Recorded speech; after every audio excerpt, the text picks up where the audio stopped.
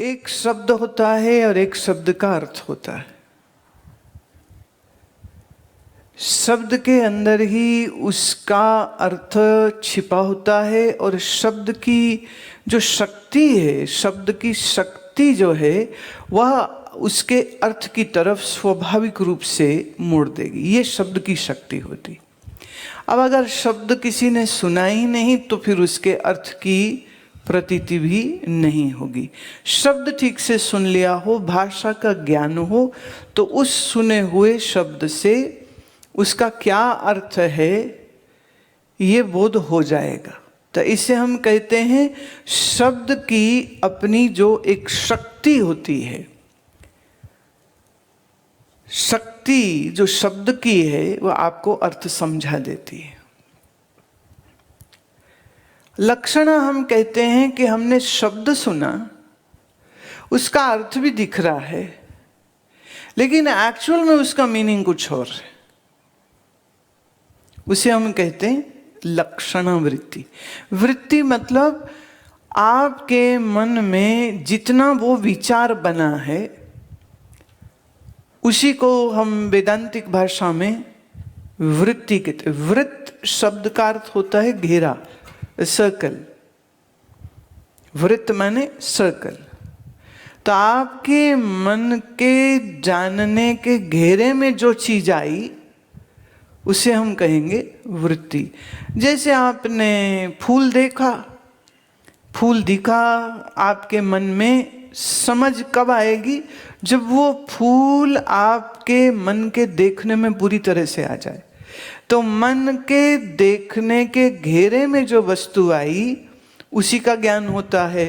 तो यहाँ अब घेरा शब्द ना कह के आप इसी को वृत्ति कह सकते हैं। जानने के घेरे में जो चीज आ गई, जो चीज तुम्हारे जानने के घेरे में नहीं आती उसका ज्ञान कैसे हो सकता है? Very simple. तो घड़ा देखा तो घड़े के आकार वाला ही मन हो जाता है, तो हम कहेंगे घड़े का ज्ञान हुआ। वृत्ति माने मुझे उसका ज्ञान हुआ। स्त्री देखी तो स्त्रियाकार वृत्ति बन गई, पुरुष देखा पुरुषाकार बन गई, जानवर देखा जानवरा आकार बन गई, शरीर देखा शरीरा आकार बन गई। तो शब्द है और शब्द के अंदर छिपी है जो शक्ति, उससे उसके अर्थ का ज्ञान होता है।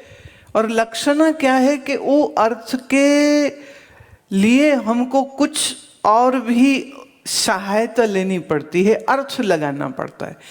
एक एग्जाम्पल देती हूँ। जैसे किसी ने कहा अपने पिता को, वो आम रखे थे सामने मेज पे, तो कहती पिताजी काट दूं?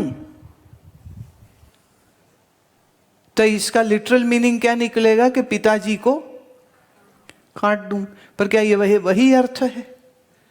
अर्थ तो कुछ और है। तो उसमें पिताजी को छोड़िए और आम को काटने की ओर ज्ञान हो जाएगा आपको। तो इसको हम कहते हैं लक्षणा। When we understand the inference of whatever the sentence has been spoken, वो उस inference को ही हिंदी में लक्षणा बोलते हैं। क्या बोलते हैं? लक्षणा। अब जो ये शब्द है, उस शब्द के साथ जितना हमने समझा वो उतने भर को हम कहेंगे वाच्य अर्थ। वाक्य से जो प्रकट हुआ उसी को हम कहेंगे वाच्य अर्थ।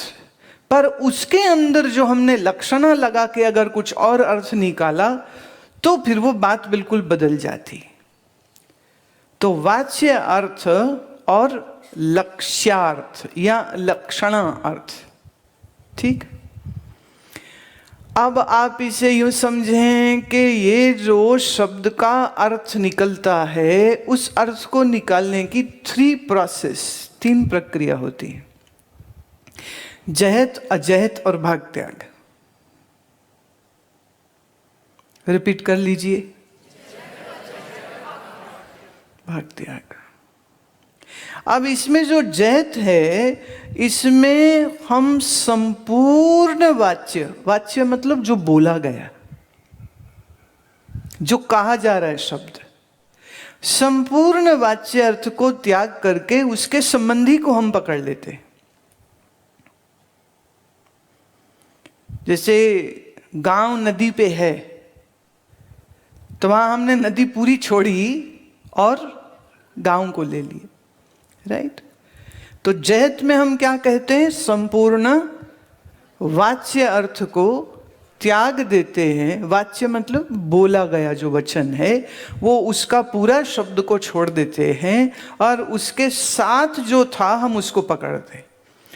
अजहित में बात बदल जाती है, जहां वाच्य अर्थ का त्याग न किया जाए,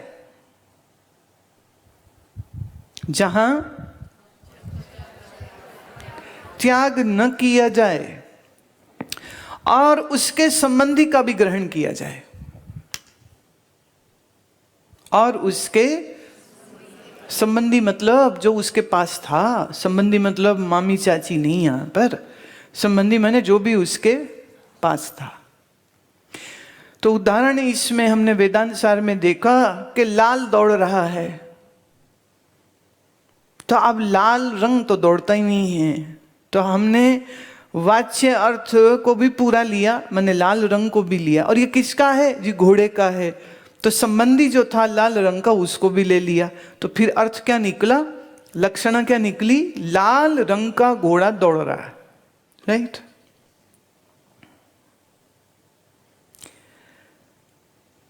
फिर आती है अगली, जिसे हम कहते हैं भाग त्याग लक्षण वृत्ति।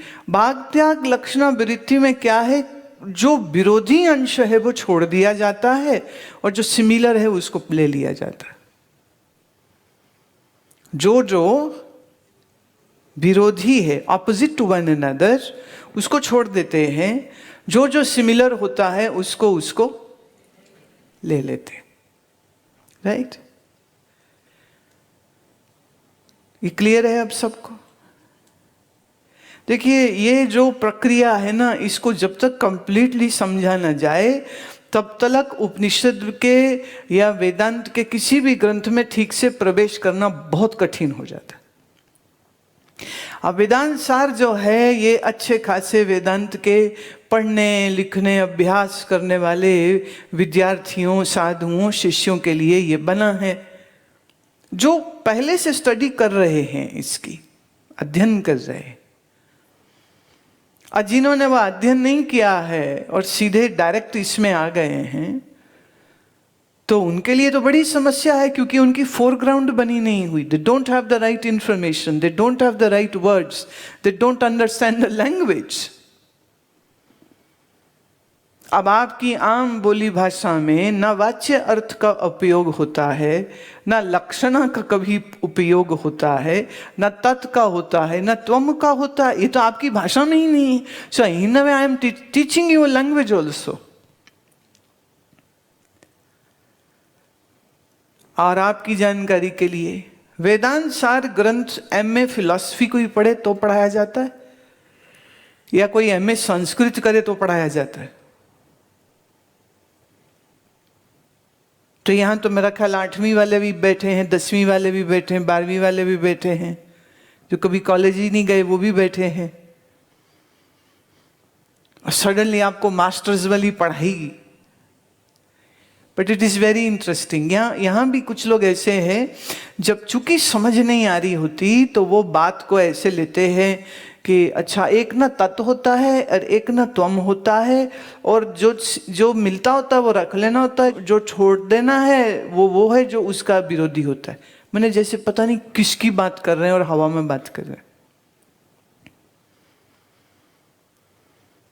तो ये बात हो किसकी रही है, किसी और की हो रही है या तुम्हारी हो रही है?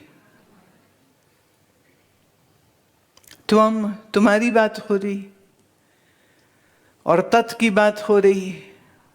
अगेन आपने वैराग्य में आके घर बार छोड़ के, बाल खिलेर के, चोगा पहन के भगवान कहां ऐसा तो कुछ किया नहीं है तुमने। आप तो वो हो जैसे 5-6 साल का बच्चा गया यूनिवर्सिटी, किसी रिश्तेदार के साथ और चांसलर मिल गए सामने, तो चांसलर को कहता है मुझे डीलिट की डिग्री दो। वीसी कहता मैं कैसे दे सकता हूं, अभी तो बेटा जाओ वापस प्राइमरी सेकेंडरी कॉलेज करो, बैचलर्स करो, मास्टर्स करो, फिर यहां पर पीएचडी होती है, फिर डिग्री मिलती है। ऐसे थोड़े ना कि तुम मांगो और मिल जाए।